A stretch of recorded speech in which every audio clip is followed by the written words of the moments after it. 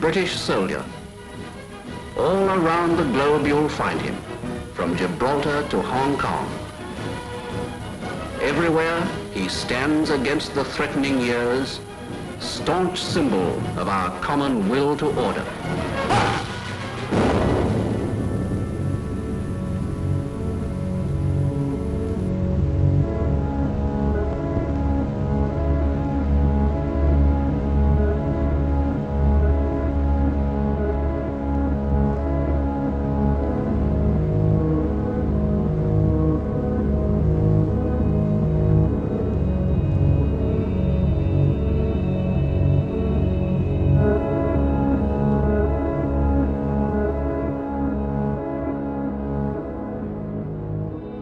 The British Empire, the largest empire the world has ever known. For over 300 years, Britain ruled, its armies conquered, and its bankers proclaimed the might of its currency. But one day it all began to fall apart.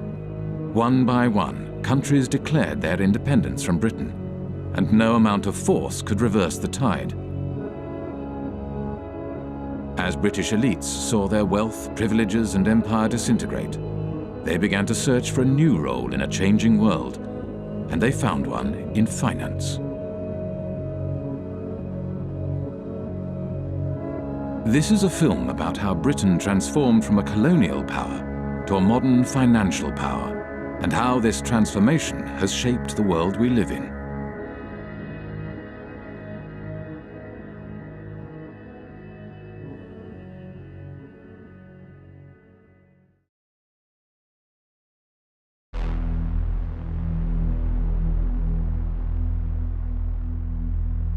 In the days of the British Empire, the City of London was the world's biggest global financial centre. The City of London was the kind of beating financial heart of the British Empire. The historians Kane and Hopkins call it the governor of the imperial engine. All these countries in the empire used to use the sterling currency, and the City of London was kind of the financier of this zone, not just inside the sterling zone, but outside the sterling zone as well. As Britain's empire declined, so too did the City of London. One British Army truck is bombed, killing 2 soldiers and wounding 12. As rioting becomes daily more widespread on Cyprus, young people of high school age take an increasing part in the violence. Here, a group of girls are being dispersed after a rock-throwing battle with British military police. With the decline of empire, British commercial interests across the globe were under threat. In 1956, Egypt nationalized the Suez Canal. A new Middle East crisis arises as President Nasser of Egypt tells a wildly cheering crowd in Alexandria that Egypt has seized the internationally owned Suez Canal. France and Britain issue a 12-hour ultimatum. Within hours of its expiration, Britain's warplanes are winging their way to Egypt, and its bombers attack 5 key cities, including Cairo. The United States was opposed to the invasion and put pressure on Britain and France to withdraw their troops. There will be no United States involvement in these present hostilities. It is our hope and intent that this matter will be brought before the United Nations General Assembly. There, the opinion of the world can be brought to bear in our quest for a just end to this tormenting problem. Britain was humiliated. The Suez Crisis signified the end of Britain's role as one of the world's major powers. Following the crisis, there was a run on the sterling, on the UK pound. Some people suspect that the American government was encouraging this run on the UK pound. As financiers withdrew their money from Britain, the value of the pound decreased.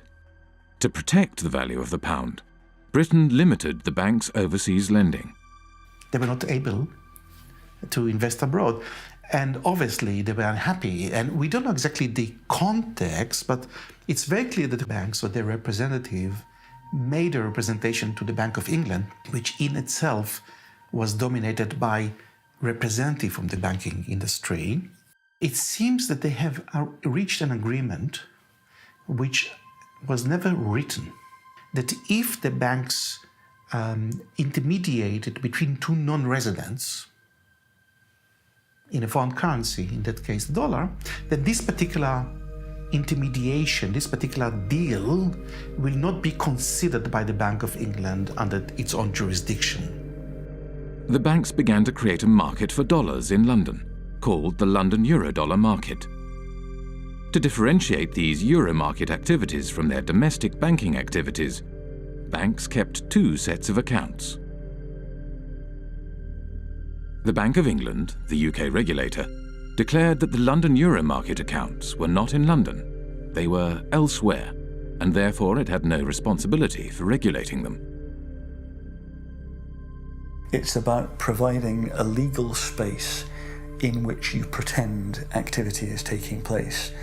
And the importance of that is that you pretend it's not taking place in the economy where it really is taking place. So you're taking activity from the place where it's regulated and taxed and pretending that it's happening elsewhere. Now, where doesn't really matter, it's just elsewhere. When American banks realized that London offered the ability to avoid US regulations, they moved their international operations to the city.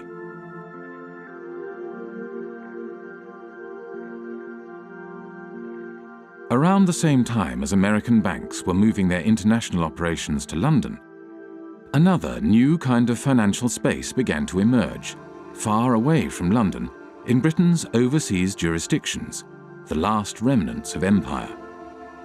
Back in the 60s, the Cayman Islands was a complete backwater. The stories go that mosquitoes were so thick in the air, sometimes they were enough to suffocate cows. That's a legend that you hear about the Cayman Islands. I don't know how true it was, but there was nothing happening there. Accountants and lawyers from London arrived in the Cayman Islands and other British dependencies and began to draft a set of financial secrecy laws and regulations. Because these jurisdictions' main selling point was secrecy, they were called secrecy jurisdictions. What the Cayman Islands was doing was straightforwardly illegal activity. Drugs money was coming in huge quantities, tax evasion, whatever you wanted, you could have it. The Bank of England was observing the developments from London and noted in a report marked secret, dated 11th of April 1969, "We need to be quite sure that the possible proliferation of trust companies, banks, etc., which in most cases would be no more than brass plates manipulating assets outside the islands, does not get out of hand. There is, of course, no objection to their providing bolt holes for non-residents, but we need to be sure that in so doing, opportunities are not created for the transfer of UK capital to the non-sterling area outside UK rules." These small territories, the last remnants of the British Empire, which are still overseas territories today, they are still the last remnants of the British Empire. There are 14 of these overseas territories. 7 of them are bona fide tax havens, including the Cayman Islands, Bermuda, the British Virgin Islands. Some of the biggest tax havens in the world today are still British. With access to large amounts of offshore money, the euro market grew rapidly.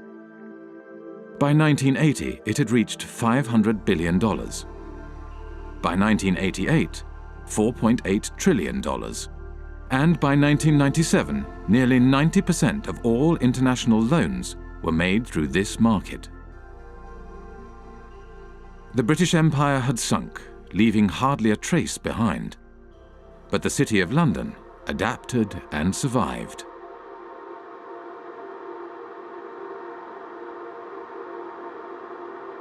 The City of London, London's financial district, is a peculiar place. It has been called a city within a city, a state within a state. It is run by an organisation called the City of London Corporation, a private company that performs all the functions of a local council with a private police force and private courts. Those of you who aren't from the UK, some of you even who are, might not be aware just how weird a thing the little City of London is within the big London. The City of London is a separate entity to the wider London, and it has its own head, the Lord Mayor, who's distinct from the Mayor, who runs the rest of London. Every November, the city stages the Lord Mayor's Show, the world's oldest civic procession.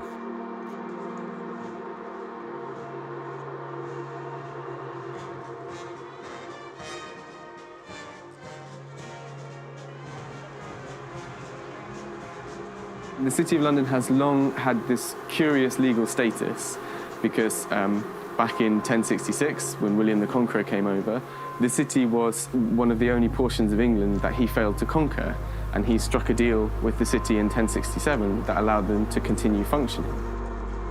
To this day, the City of London is exempt from numerous laws that govern the rest of Britain. Its political system derives from the Middle Ages. The city's electorate is dominated not by its residents, but by the private businesses operating within the city. Its Lord Mayor is selected by the heads of medieval guilds. They have a representative in the House of Commons called the Remembrancer. Apart from the clerks of the court of the House of Commons, he's the only unelected person there. All other lobbyists have to stop, in the lobby. They're not allowed past the lobby. The City of London has a permanent representative in the House of Commons, whose role is to report back to the City of London Corporation and to lobby Parliament on behalf of the city. The Corporation of London, clearly, it's a unique and interesting phenomenon that should have attracted many political scientists, political economists. But I don't know of anyone who has studied systematically the Corporation of London and its impact on policy or economic policy. So we can only surmise.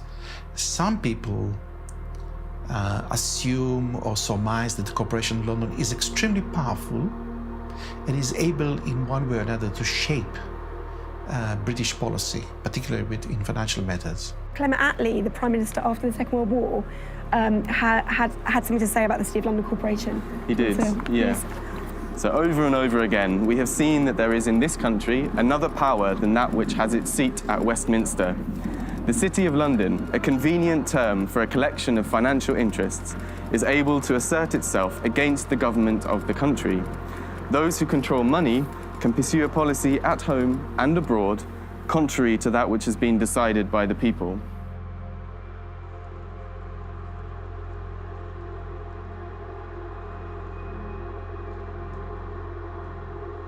At the heart of the City of London stands the Bank of England. The Bank of England is not just a central bank, it is also a financial regulator. At the demise of empire, the Bank of England used this regulatory authority to help attract the world's banks to London. In 1972, the Bank of England issued a license to the Bank of Credit and Commerce International, which set up its head office in London. Within 10 years, BCCI grew into the 7th largest bank in the world. 10 years later, BCCI was bankrupt. The deputy director of the CIA, Richard Kerr, said late today that the CIA did use BCCI to support CIA activities overseas. But BCCI had not just collaborated with the world's intelligence services. It had also engaged in extensive financial fraud, money laundering, and terrorist financing. BCCI constituted international global crime of a level that boggles the mind. BCCI was financing terrorism. The Bank of England knew it, says the report, but instead of supervising it properly, it tried to prevent the bank's collapse. I am saying very directly that the Bank of England had sufficient information in front of it to close BCCI 15 months earlier than it did. Millions of depositors were hurt in that process. Numerous whistleblowers from BCCI had contacted the Bank of England, yet the Bank of England did nothing.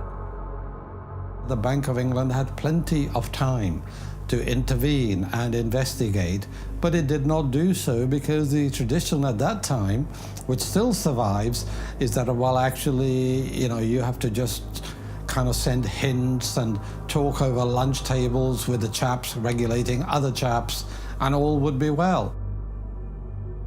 Robin Lee Pemberton, the governor of the Bank of England at the time of the collapse of BCCI, commented, "The present system of supervision has served the community well. If we closed down a bank every time we found an incidence of fraud, you would have rather fewer banks than we do at the moment." London was a place for banks to engage in business that was not allowed elsewhere, where senior bankers did not have to worry about the consequences of their actions. This is one of the reasons why today there are more banks in London than in any other financial centre. In Britain, nobody goes to jail. No bankers go to jail. They generally don't. They are a protected species. And that is part of the offshore business model of the UK, is to say, we will protect you, we will bring your money here, we will look after you. We're not going to put you in prison, we'll let you do what you want.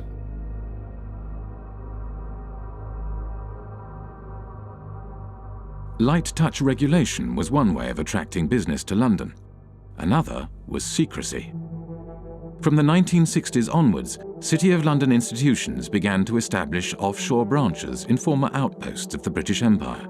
Their aim was to create offshore centres with strong secrecy legislation in order to attract capital from across the globe. Swiss banking secrecy is the most famous, the most well-known. You know, you put your money in a Swiss bank and they promise not to tell anybody, and that's one kind of secrecy. But another kind of secrecy, which is very British, is the trust. And the trust is a very slippery, complicated and devious mechanism. Trusts emerged, the legend has it, from the time of the Crusades, when the knights would go off and fight in foreign lands, and they would leave their assets in the care of trusted stewards. What trusts do ultimately is they play with the concept of ownership. Ownership is not such a simple thing. So the settlor, the knight in this case, would hand over the assets to someone who these days would be called a trustee. It's often a lawyer. Legally, you are separated from those assets. They're not yours anymore. There's a barrier. You can't be taxed on them. Nobody's going to find anything about your connection to these assets. In Britain's offshore jurisdictions, no qualifications are necessary to be a trustee. Anyone can set up a trust and act as a trustee. There is no registry of trusts. There are no bodies to certify that a trust has been set up. The only persons who know about the creation of this agreement are the trustee and the settlor. There's no obligation to register it. There is no financial reporting obligation of trusts. They're not required to put annual statements onto account anywhere. So actually trusts are, to all intents and purposes, invisible arrangements. Economist John Christensen was an economic advisor to the secrecy jurisdiction of Jersey for 10 years. We're not talking about a few million. We're talking now about trillions. Trillions of dollars of capital, which apparently belong to nobody. For tax purposes and for other purposes, they belong to nobody. Everything, works of arts, gold bullion, racehorses, cars, real estate, not just financial assets, but a whole load of non-financial assets belong to these trusts, sitting there belonging to nobody. Now think that one through, because we are talking about maybe as much as $50 trillion of assets sitting offshore behind these instruments. Well, the Cayman Islands are among several British overseas territories who have signed a new information exchange agreement with Britain and the rest of Europe to tackle tax evasion. The countries are now required to automatically provide details of the ownership of bank accounts and how they're used. Cayman became the first signatory last week. It's important that the Cayman Islands should be recognised as the first overseas territory to sign such an agreement with the United Kingdom. And I think this importantly reflects the constructive approach that the Cayman Islands has taken in delivering our shared objective of rooting out tax evasion. The trust lies at the core of the British secrecy model. They don't use banking secrecy. The Swiss use banking secrecy. The British, of course, are only too willing to kill off banking secrecy because they will then capture a larger market share. That's why the Brits are doing this. Trusts are the basic building block of Anglo-Saxon secrecy, and they form the basis from which complex offshore structures are created. Every secrecy jurisdiction offers a specific set of services, from trusts to shell companies to secret bank accounts and nominee directors. The combination of these services into complex structures, spanning multiple jurisdictions, enables the creation of secrecy structures that are almost impossible to penetrate. An offshore structure will often have a trust kind of sitting at the top of it. The trust will be here managing the assets, kind of controlling the assets. Underneath it, the trust will own some shell companies.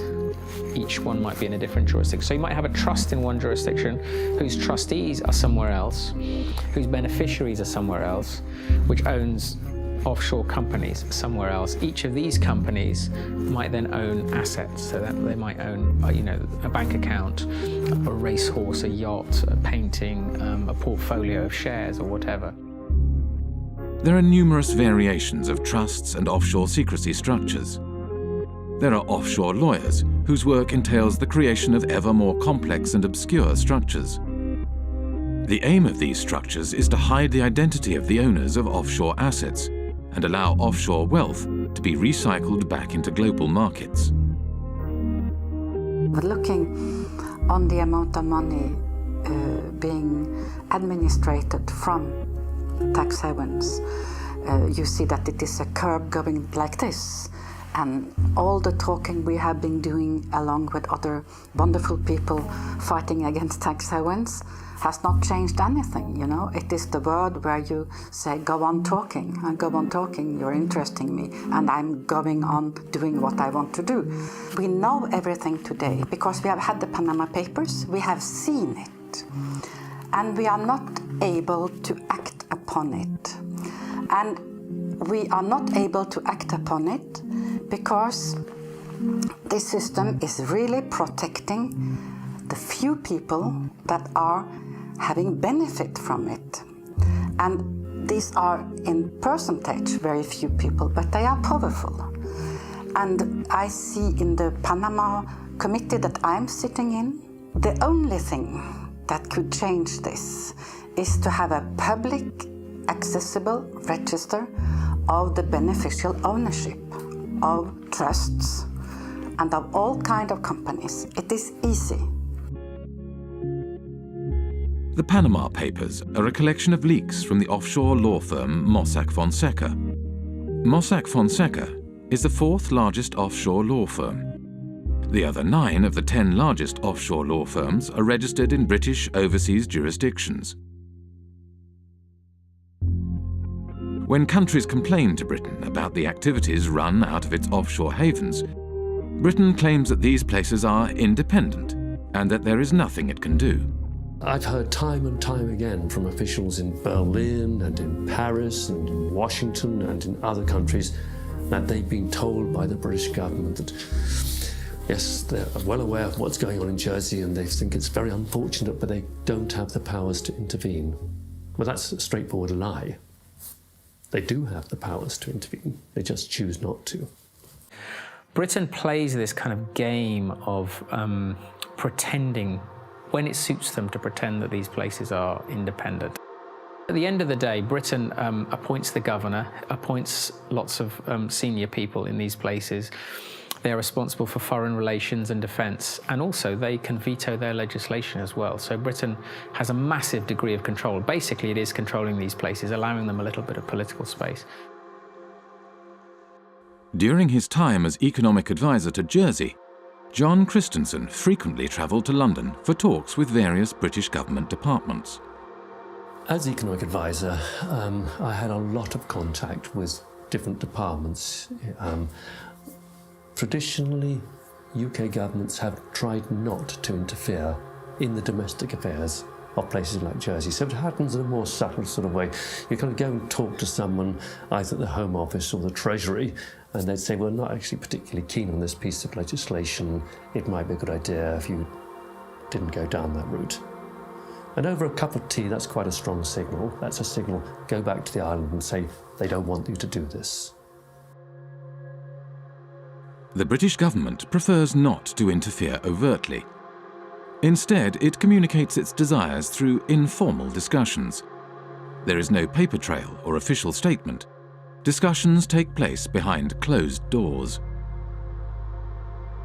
The relationship that these places have with London is very much about the British establishment and people understanding each other. I mean, anybody who is British or knows British people knows that communication between us is often very subtle, and you have to kind of know the codes when people say stuff. I mean, a lot of irony involved and a lot of kind of codified language, the British establishment, that people kind of understand how it works.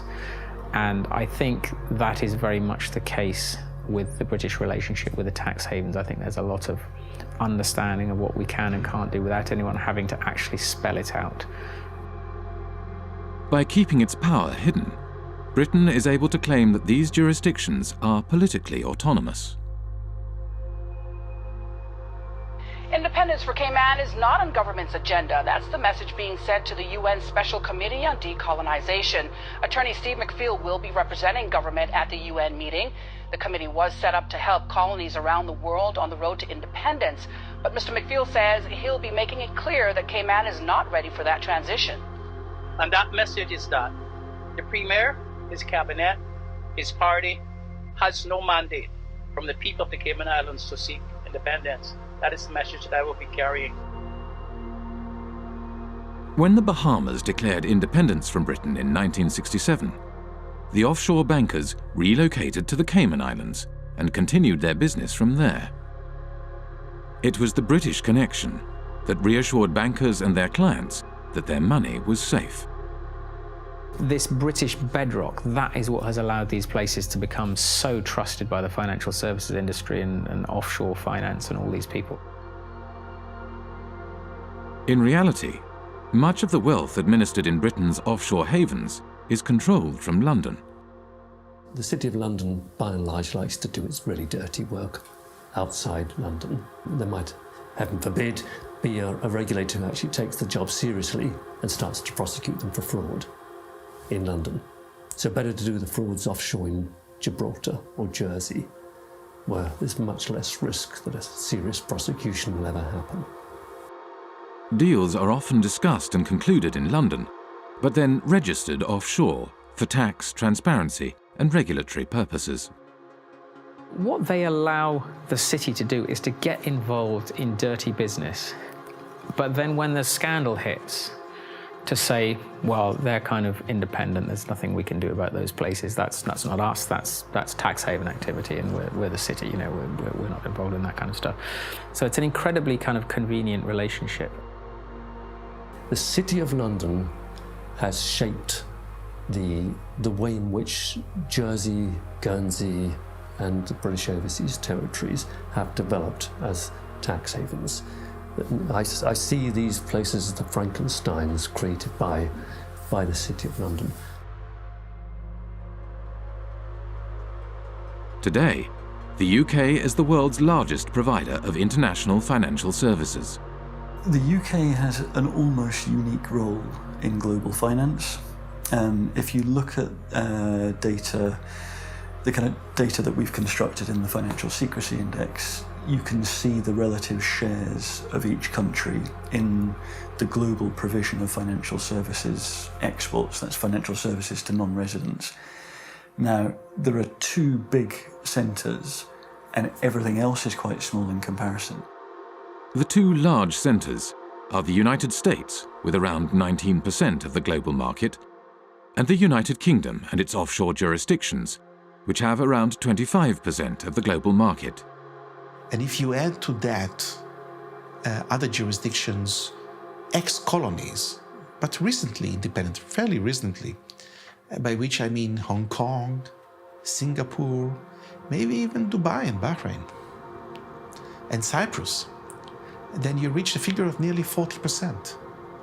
And I think that figure represents better the position of London in the global financial market. The soldiers left, the administrators left, all the colonies, but they still kept a significant degree of control over the financial flows from these former the former parts of empire in the rest of the world. So you could describe it as a second empire, Britain's second empire, sort of hidden financial empire spanning large parts of the globe. At the time of the British Empire, the City of London was the world's largest global financial centre. Not only Britain's colonies, but also independent countries did their banking in London and used the empire's currency for trade and financing. As the empire declined, so too did the City of London. The establishment of the London Euromarket enabled City of London banks to continue to exploit their empire-era networks and expertise, and the creation of secrecy jurisdictions gave banks access to large amounts of cheap money. International banks from across the globe set up branches in London and Britain's offshore jurisdictions in order to take advantage of this new system. This system has taken the place of the occupation, up till 62. For France, I don't know for England, but about the same time, England were physically present in India, for instance, or in other colonies. And when you look at the money flows through the tax havens, they are increasing when we withdraw from the colonies. We are still plundering developing countries as former colonial powers. Wealthy individuals, organized crime, and corporations shifted their wealth offshore in exchange for secrecy and no tax. And as countries around the world began to deregulate and open their economies, it became ever easier to do so. Today, as much as half of all global offshore wealth may be hidden in Britain's secrecy jurisdictions. One of the losers is Africa, whose flight capital flows mostly into the modern British spider's web. I think it's no coincidence that Britain's offshore empire emerged more or less at the same time as the collapse of the former empire.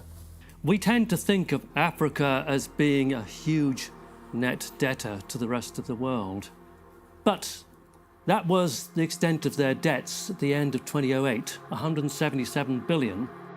The debt of sub-Saharan African nations stood at $177 billion in 2008. Yet the wealth these countries' elites had moved offshore between 1970 and 2008 is estimated at $944 billion, over 5 times their foreign debt. $944 billion. Do the maths. Far from being a net debtor, Africa, sub-Saharan Africa, is a net creditor to the rest of the world. As capital moved offshore, African nations borrowed money from international banks at high interest. Over time, these debts became so great that they may never be repaid. Secrecy jurisdictions were starving developing nations of their wealth and their tax revenues. For a long time, a lot of developing countries, including recently Ecuador, have been trying to set up a UN tax body which is of a higher value than what is currently there, which is the UN Tax Committee. And every time this has happened, it has gotten blocked. During the financing for development process in Addis Ababa last year, I think it was the UK and the US that blocked attempts again to set up this World Tax Organization. So why would they not want to have democratic decision-making in global decisions on how tax gets collected across borders? I don't understand this. As long as we have cross-border activity that involves both criminal and legal activity, as long as we're unable to separate the two, this is going to continue to be a problem. Western nations block attempts to provide greater transparency of international financial flows and the implementation of global standards for the collection of tax across borders, whilst elites in developing nations use offshore centres to hide their wealth offshore. The oil from Gabon has not benefited people in Gabon. And this is true for the copper in Zambia, for the gold in Mozambique or in Mali. they have benefited the company that do extract it and their shareholders.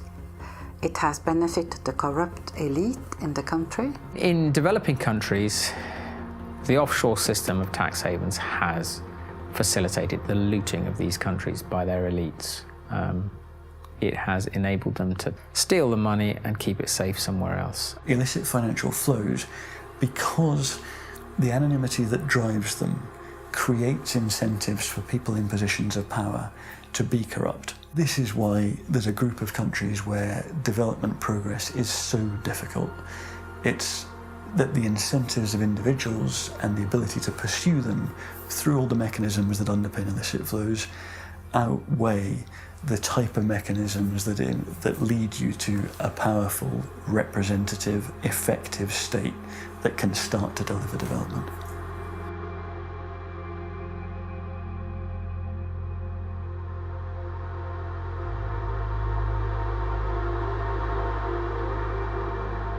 Worldwide, developing countries lose over $1 trillion every year in capital flight and tax evasion. Most of this wealth flows into large Western nations like the United States and Britain and enables their currencies to stay strong, whilst developing nations' currencies remain weak. But illicit flows into Western nations also had another unexpected side effect. The economies of the United States and Britain began to financialize. The origins of this financialization, or deindustrialization, go back to the 1960s. Anti-war demonstrators protest U.S. involvement in the Vietnam War in mass marches, rallies, and demonstrations.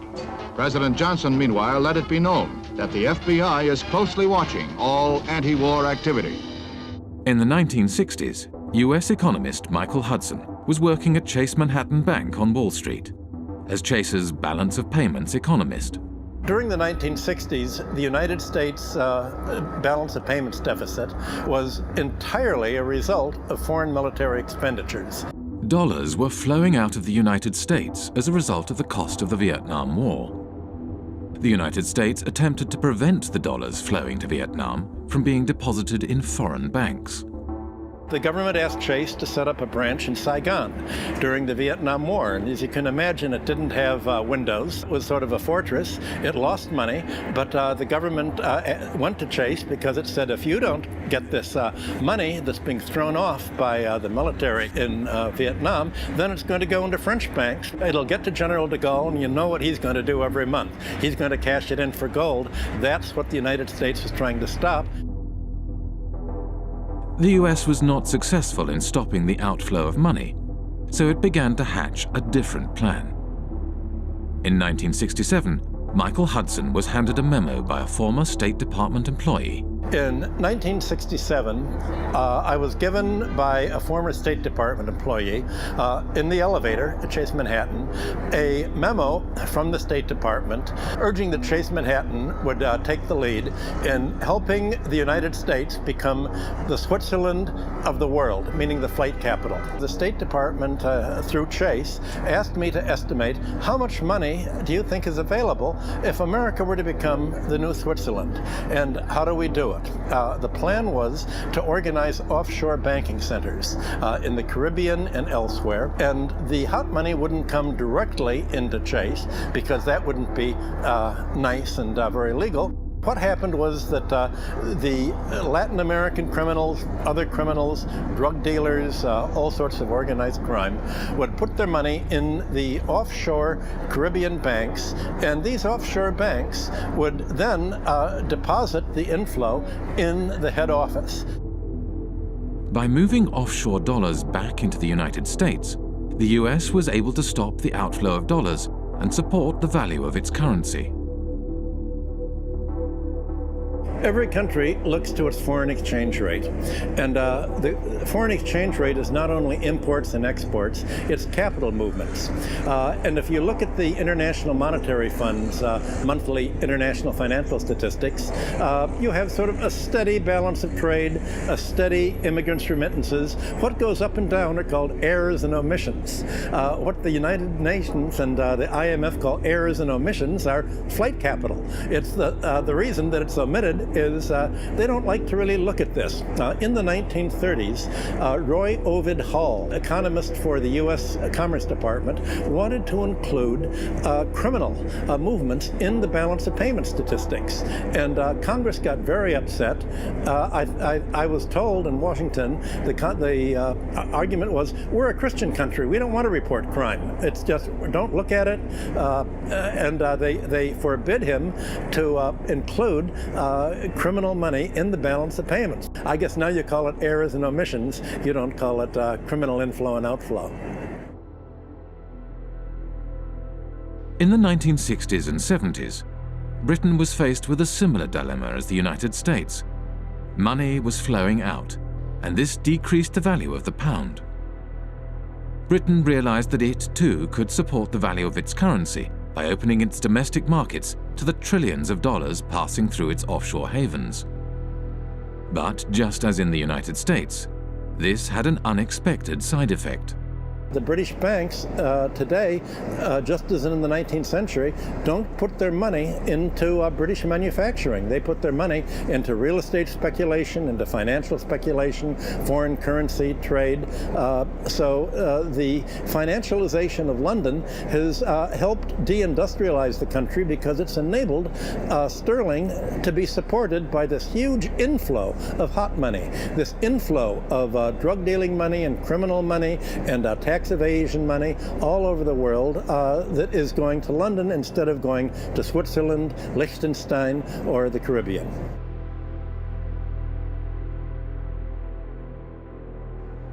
With the silent backing of the United States, Britain's offshore havens grew rapidly, and before long, the offshore system developed into the world's dominant international financial market. Few were aware how this market functioned.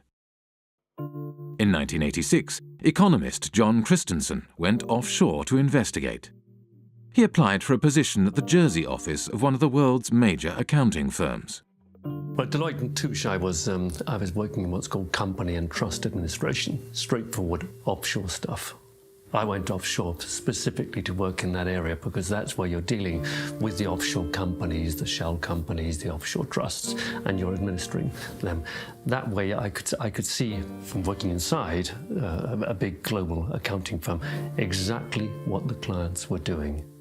I had complete access to all the client files. And over the course of my period of working with Deloitte & Touche, I investigated over 100 of their clients offshore, and this is what I found. There were some insider traders, some market rigging, some avoiding disclosure of conflicts of interest, illicit arms trading, illicit political campaign donations, contract kickbacks, bribery, fraudulent invoicing, trade mispricing, and, at the bottom, tax evasion. Okay? This is what the clients were doing. On the basis of a sample of the clients that I looked at, not a single client was involved in what I would regard as genuinely legitimate activity. They were all involved in some kind of tax dodging or worse. I met with Carl Levin. He used to be an American senator. And he made a lot of inquiries into private banking, asking questions to the bankers. What do you think the percentage is among your clients that are using these companies for legitimate purposes? And the answer was, I believe that 99.9% of my clients are using these companies for illicit purposes. This is a reality. This is American bankers telling what they are doing. And it's exactly the same thing with UK bankers helping their clients to have accounts in Panama or in Bermuda or in Cayman Islands. Secrecy jurisdictions are heavily used for fraudulent and grey area financial activities, areas where secrecy is not just desirable, but a necessity. Legitimate financial activity has no need for the secrecy offshore havens provide, nor a desire to pay the high fees offshore banks and law firms charge. Today, close to half of the world's secrecy jurisdictions are British dependencies. In public, these jurisdictions claim they are transparent and their financial services sectors are engaged in legitimate financial activities. Our economy is not based on secrecy. It's based on transparency. It's based on a sound regulatory environment. It's based on good governance and good government with a British government legal system. That's what our financial institutions are based on. Well, tonight we have a response from the head of Cayman Finance after a group of U.S.-based anti-tax evasion activists announced plans to travel to Cayman to draw attention to what they feel is corporate tax evasion. Finance Chairman Mr. Richard Cole says he's encouraging the group to visit and says our financial sector has nothing to hide. I would say if anybody wants to come to Cayman to find out what's coming, what we do here, come on down. We have no secrets here. When I went to the Cayman Islands back in 2008, I think it was, I called the government spokesman and he said, okay, we have had an order from on high that nobody is allowed to speak to you. You are off limits. In 2011, journalist Nicholas Shaxson released Treasure Islands, a groundbreaking book about the offshore system. The author of a series of international media reports says he would welcome a debate with Cayman Finance Chair Tony Travers. Mr. Travers recently called Nicholas Shaxson an imbecile with the understanding of an 11-year-old. There are always going to be the politics of envy. Now, the politics of envy are exacerbated by imbeciles who don't actually understand what's going on in the Cayman Islands. I don't know what he's talking about. And furthermore, he doesn't know what he's talking about.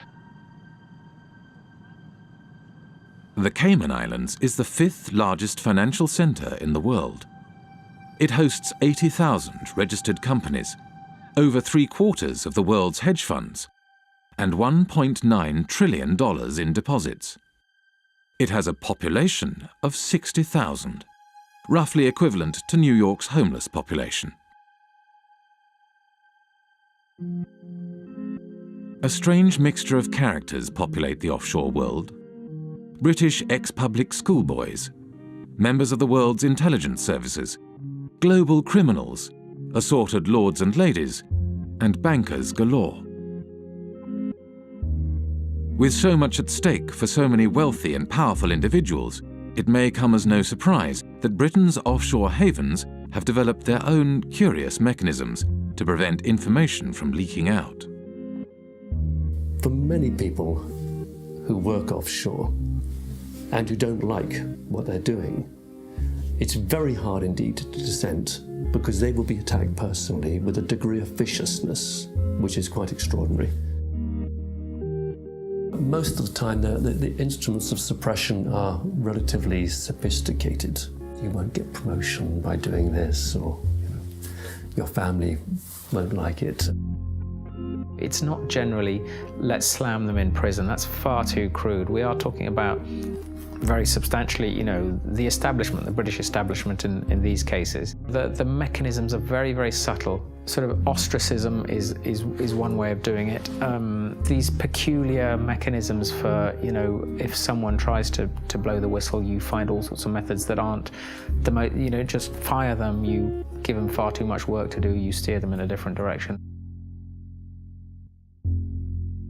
One person who is intimately familiar with how suppression works offshore is former Jersey Senator and Health Minister Stuart Sivray.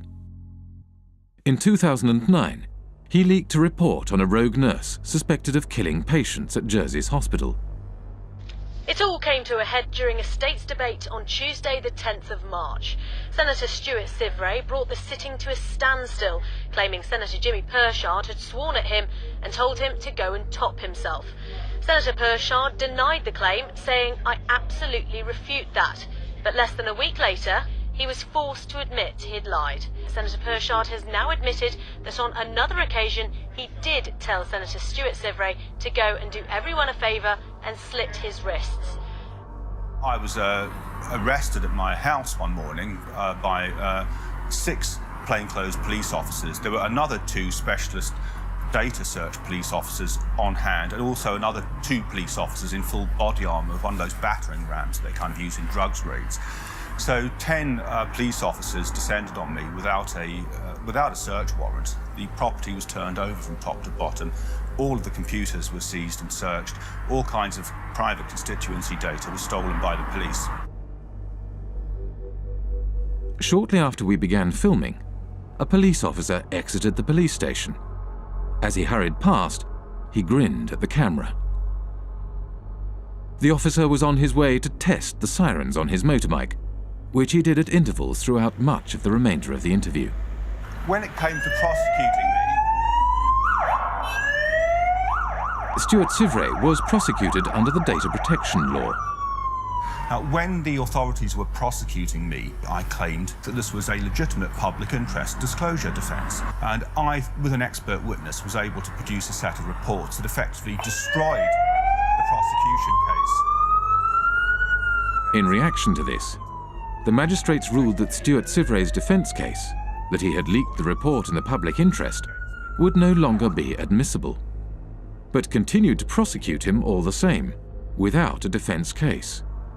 Over the past 7 years, Stuart Sivray has been repeatedly taken to court and imprisoned 3 times.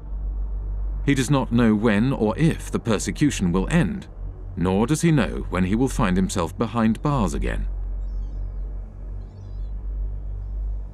To look at Jersey from the outside, it looks like it's got a prosecution system, it looks like it's got a court and a legislature, but none of it's real. It's a Potemkin village.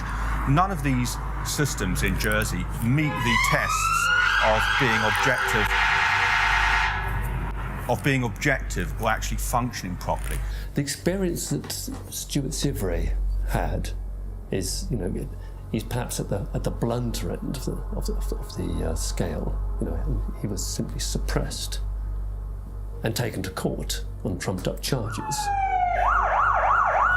let's carry on pretending to do the interview. They might get bored. This is the kind of how oppression happens in Jersey. You see, all kinds of little things get done to harass people. Even they don't often go to the kind of extremes that they did against me in terms of actually arresting me and putting me in prison. But the authorities use all kinds of other lesser little methods to interfere with people, kind of sabotage things. Obstruct people, make life difficult for people. If you annoy the establishment in Jersey, you won't get a job here. Your children won't get decent jobs. That's kind of how it works. I went to Jersey in March 2009 with Nick Shaxson. About 24 hours after we arrived in Jersey, we were there for several days. Nick said, have you noticed that we're being followed? Ever since we arrived at the airport, we've been followed. He said, don't look now, but we're being followed now.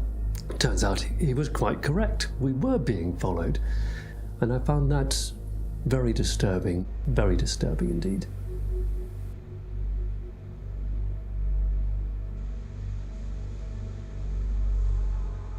They have a saying in Jersey, if you don't like it here, there's always a boat in the morning.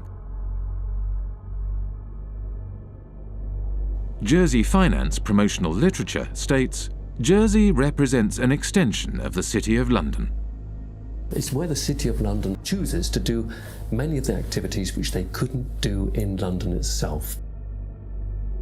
We're here just to talk about this one company called Appleby. I'll just read what they say on their website. Members of the firm, Appleby, have gone on not only to political office, but also in a number of centres, Bermuda, Jersey, the Isle of Man and the Cayman Islands, to senior judicial office.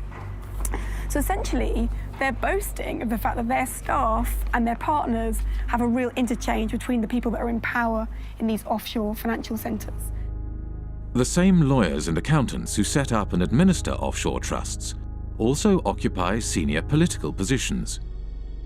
In Britain's offshore world, Most politicians are in business. They lobby for business and promote business interests. They draft, refine, and pass legislation. Politicians sit on the boards of the companies they are supposed to regulate. There is no place for dirty money in Britain. Indeed, there should be no place for dirty money anywhere. The challenge I'm laying down for every country today is to root out the rot of corruption, to ensure transparency over what your own companies are doing, require transparency for foreign companies in your country too, and work with us to spread this approach to transparency around the world. In public, British politicians claim they are cracking down on secrecy jurisdictions and corruption. But in practice, they do the opposite. When I talk to politicians in Brussels, they say that they've had more lobbyists from London, and including politicians, come to them to protect the City of London's interests than they've had from every other European member state combined, which gives you some idea of the extent to which British politicians see themselves as essentially lobbyists for the City of London. We begin with our big story. Cayman's efforts to ensure transparency in its financial services sector is being recognised by the international community. Earlier this week, the UK's Prime Minister David Cameron told Parliament that the tax haven label placed on its crown dependencies and overseas territories is unfair. Many British politicians have personal and business ties with the City of London and British secrecy jurisdictions. Former British Prime Minister David Cameron's father, Ian Cameron, was an expert in offshore funds and was involved in offshore trusts from the 1980s onwards. At this courthouse behind me here in St Helier, we found this. It's a document called a grant of probate, and it's attached to the English will of none other than Ian Cameron, David Cameron's father. Say hello to Mum and Dad. Hi, Bar, how are you? Good to see you. Ian Cameron was certainly a wealthy man. In 2009, his personal fortune was estimated by researchers for the Sunday Times Rich List at £10 million. Yet when Ian Cameron died in 2010, his estate was much smaller than might be expected, just £2.7 million. In many cases, it's the politicians and their cronies and their families and so on, and the business people who sponsor the political parties, who are using these offshore services themselves. So they've got no personal interest in closing it down. If they wanted to close it down, they could do it tomorrow. The fact of the matter is they don't want to do it because they themselves are complicit with the process. If you come from the same kind of background, you know the right people, then all the kind of legal niceties will often fall away. You can get away with doing all sorts of things that they wouldn't just let any old person, you know, if you came knocking on the door saying, can you set up an offshore company to do this, they'd tell you to get lost. But if you're part of the networks, you can do these kinds of things. So that's a very important part of the whole system. Upper class British public school kind of establishment that has been there since, you know, for centuries. The British establishment, an old boys' network of privileged elites, had carved out a lucrative niche for themselves in the offshore world after the demise of empire. They transformed themselves from administrators of empire into financial handlers for the global elite and multinational corporations. As more money flowed offshore, societies around the globe began to feel the impact of the offshore world. The reality is not what you believe, that your prime minister has the power to decide on the future of your country. The power is hidden here. We have country after country around the world where the lack of financial transparency about taxation, about ownership, about corruption has undermined the extent to which governments deliver representative policymaking for their citizens. You know, we have extreme cases like the hiding of tax evasion by people in finance ministries in Greece, in France, but we also have this system that in general is geared towards anonymous company ownership, the anonymous ownership of properties across London, of half of the land in Scotland. You know, do we really think that any circumstances in which governments work better, in which markets work better, in which the distribution of income and assets is better, when we allow so much to be hidden? Who wants to not know who you're doing business with? Who wants their government to have people working for it, or to be led by people whose assets are hidden, whose financial transactions are conducted anonymously offshore? You know, this is a bad direction for the world. We need the citizens to understand what is happening, that they are the ones who is carrying the burden, and that some individuals having the power are exonerating themselves. Ordinary people are paying taxes, rich people are not. So this is inequality, and it is leading up to populism, because it shows so clearly that the people today leading the world are not able to take care of the interest of ordinary people.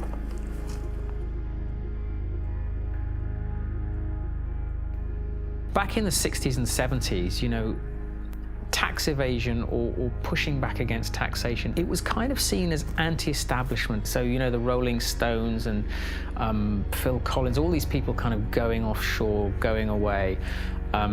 It was seen as a sort of rebellious thing to do. And if you fast forward to the present day, now that is the establishment. The offshore system is the establishment. Today, offshore is the way elites and multinational corporations conduct their affairs. Tax evasion is the way business is done. This kind of sophisticated cheating requires a huge infrastructure. We like to talk about the pinstripe infrastructure of highly educated people who think it is their right to help others to cheat societies. We have a new mafia in town. It does not actually shoot people, does not put bullets in their kneecaps, but its trade is just as deadly. It deprives people of opportunities to have healthcare, education, security, justice, and essentially a fulfilling life. Accountants form the backbone of the offshore system. They administer the structures that allow individuals and corporations to shift their money offshore and evade taxes. There are about 2.5 million professionally qualified accountants on this planet. About 330,000 are in the UK. Well-known people, well-dressed, well-fed, highly paid, are sitting in city centre offices, and they are paid to dream up tax avoidance schemes for individuals and for corporations. We can all elect a government which says, vote for us, we will give you better healthcare, better education, better security. And next day accountants say, sorry about that folks, you elected this government, but we actually got a tax avoidance scheme, and the Amazons and the Googles and Microsofts won't be paying any taxes in your jurisdiction. Too bad you voted for it, but actually you're going to get something else. So it's a crazy world that part of the business model at big accountancy firms is how to deny public the services by erosion of tax revenues. And these firms are then rewarded with government-funded contracts, and the same firms are then advising local governments and the central governments, and the same firms then report on the company accounts and tell us all is well. When I argue this with a Pricewaterhouse partner in a face-to-face debate, he said, Professor Sicker, you never give us credit for anything. We generate millions of dollars of revenues, and we have lots and lots of satisfied clients. What is your problem? And my response was very simple, that's the language of drug pushers and pimps.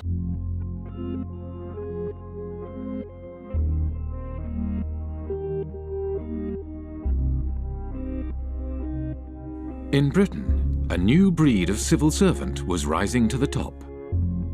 One such civil servant was Dave Hartnett, who rose to the top of HMRC, the UK tax authority. Dave Hartnett had a new way of collecting tax. Deals would be negotiated on an individual basis, behind closed doors. In the case of the largest clients, Dave Hartnett frequently led the negotiations himself. British Telecom was one of the first companies through the programme and received a refund of over £1 billion. BT's chief executive, Ben Verweyen, wrote, "Earnings per share up 14%, and nice to know that we have a £1 billion credit from the taxman." Dave Hartnett claimed this approach was more efficient. Litigation in the courts is really phenomenally expensive in this day and age all over the world, and I think is to be avoided where possible.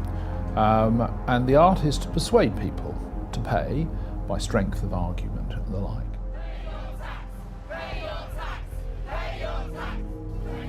After protests erupted in 2011, the Treasury Select Committee questioned Dave Hartnett. Dave Hartnett claimed he could not give any information due to taxpayer confidentiality. What in statute prevents you from disclosing information to Parliament? All my advice, Mr. Barclay, so far has been that I am prevented, and my colleagues are prevented, by the Act and by the decision of the Commissioners. Dave Hartnett failed to mention that the legal advice he had received stated that the disclosure of information was at the discretion of the head of HMRC. The head of HMRC was Dave Hartnett himself. Just like the mafia has penetrated the state, accountancy firms have also penetrated the state. At the head of anti-avoidance in the UK, tax authority is from one of these firms. The newly appointed chairman of Her Majesty's Revenue and Customs, which is a tax authority, is a partner from KPMG. Their partners have penetrated the state. They are running the Treasury. Britain's financial services industry had penetrated the state and began to shape its laws for its own benefit. The degree of political capture by the City of London, by the big banks and the big law firms, is so enormous that the politicians have effectively become their spokespersons. With the government unwilling to act in the interest of the public, a group of protesters confronted Dave Hartnett at a private event in Oxford. Hi everybody, I'm sorry to interrupt. I'm just going to take a few moments of your time. Here tonight to present Dave with an award. It is the Lifetime Achievement Award for services to corporate tax planning. Thank you. Thank you very much. Dave's been a great friend to the industry, a great friend to many of us over the years, and really we just can't thank him enough for what he's done. Obviously us at Vodafone, it saved us billions off our tax bill, and our friends at Goldman Sachs as well, we've also saved us millions as well. 25 million or so. These people are trespassers and intruders. And I know you've had problems with this is an unlawful conspiracy to trespass. And you will go, sir. You will depart immediately before we set the dogs on you.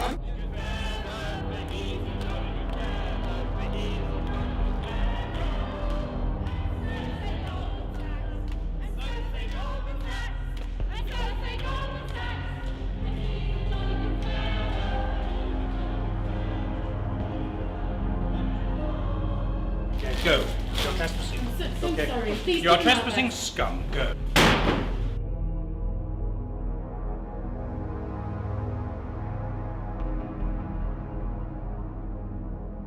After his retirement, Dave Hartnett moved to the private sector. One of his positions was at accountancy firm Deloitte, where he advises foreign governments on corporate taxation.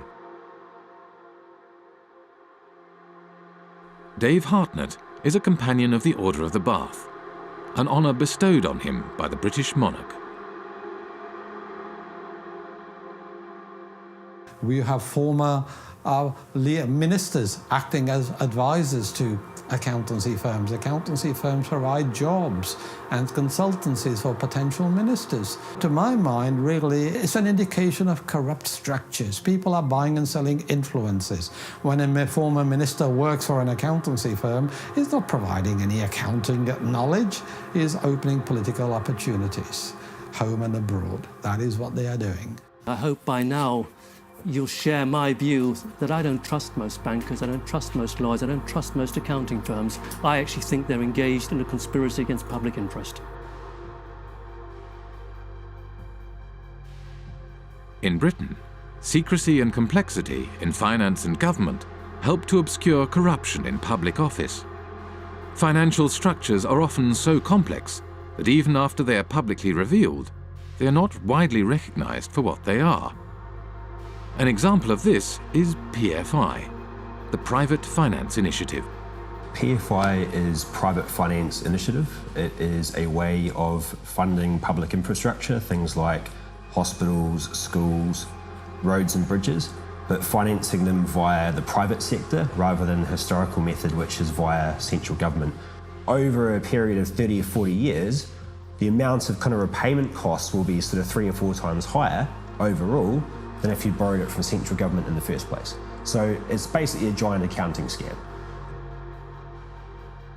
Once the PFI policy has been set up, you find that the big 4 accountancy firms were actually paid members of staff within the Treasury Department who were then actually going around and selling and advising upon the implementation of PFI contracts by public authorities.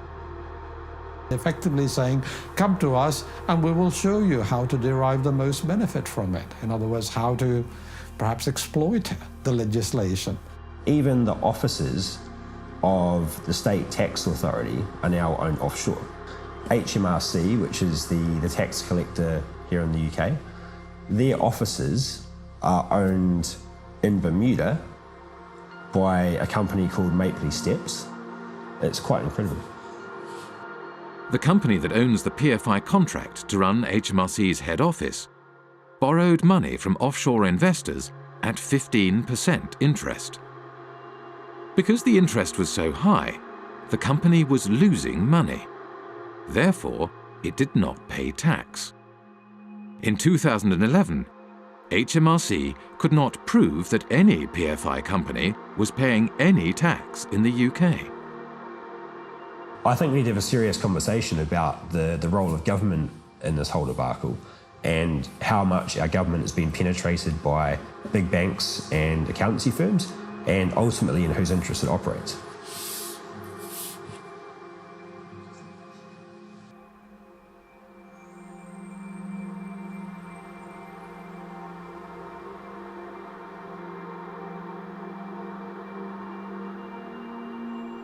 The reason we were protesting outside the Africa PPP conference is that we wanted to make sure that citizens back in Africa should hear about the fact that such policies have been a complete failure here in the UK.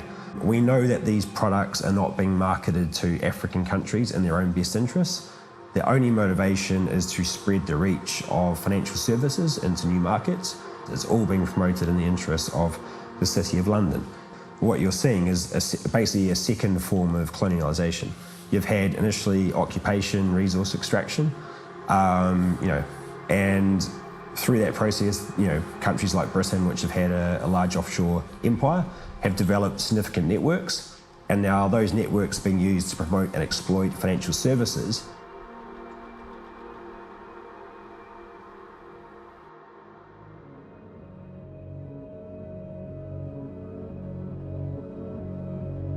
The City of London was the beating financial heart of the British Empire. As Britain's empire declined, the city transformed itself from a hub operating the financial machinery of empire into a global financial centre. Former insignificant outposts of empire became the basis for a spider's web of offshore secrecy jurisdictions that captured wealth from across the globe and funneled it to the City of London. Today, 25% of international finance is conducted on British territory. almost half of the world's secrecy jurisdictions are under British protection. Up to half of all offshore wealth may be hidden in Britain's offshore havens. Financial services is how Britain's elites make their money. And it is also where former government ministers, senior civil servants and retired spooks from MI5 and MI6 receive lucrative consulting positions after their time in public service. Together, they have transformed Britain and its dependencies into the world's largest tax haven, harming development throughout the world and turning Britain itself into a country that serves, above all, the interests of its elites.